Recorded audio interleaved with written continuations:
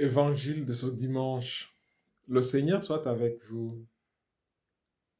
Évangile de Jésus-Christ selon saint Luc. Gloire à toi, Seigneur.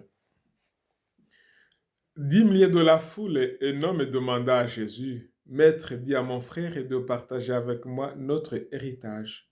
Jésus lui répondit, Qui m'a établi pour être votre juge, pour faire vos partages?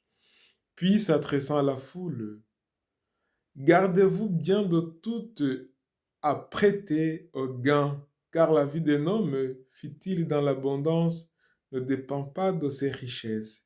Et il leur dit cette parabole. Il y avait un homme riche dont les terres avaient beaucoup rapporté.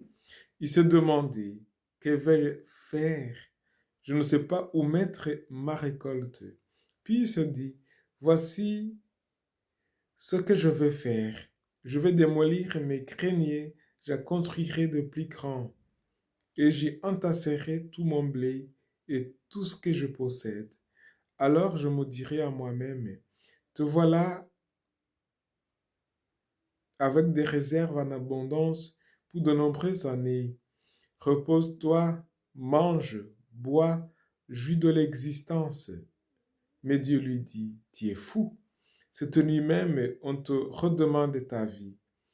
Est-ce que tu auras mis de côté qu'il aura? Voilà ce qui arrive à celui qui amasse pour lui-même au lieu d'être riche en vie de Dieu. Acclamons la parole de Dieu, louange à toi, Seigneur Jésus. Homélie.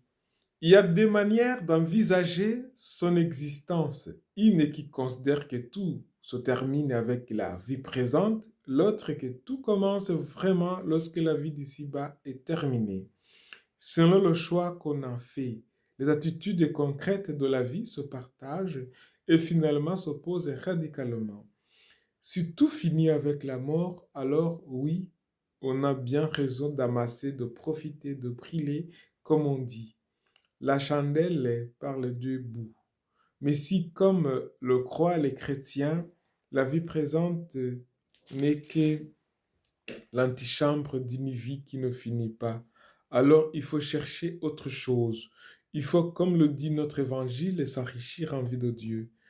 Qu'est-ce à dire sans aucun doute qu'il faut avoir un réel détachement des richesses matérielles, les tenir à leur place, celle d'un service qu'elles nous rendent. Mais plus encore, il faut prendre conscience qu'il y a dès maintenant d'autres richesses à acquérir, celles qui ne passent pas, celles qui enrichissent non l'extérieur, mais l'intérieur de l'homme.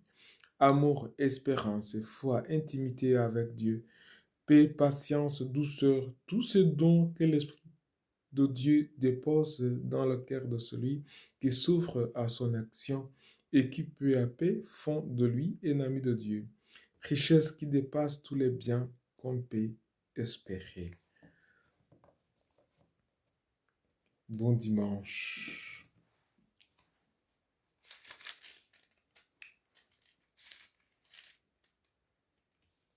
Prions le Seigneur.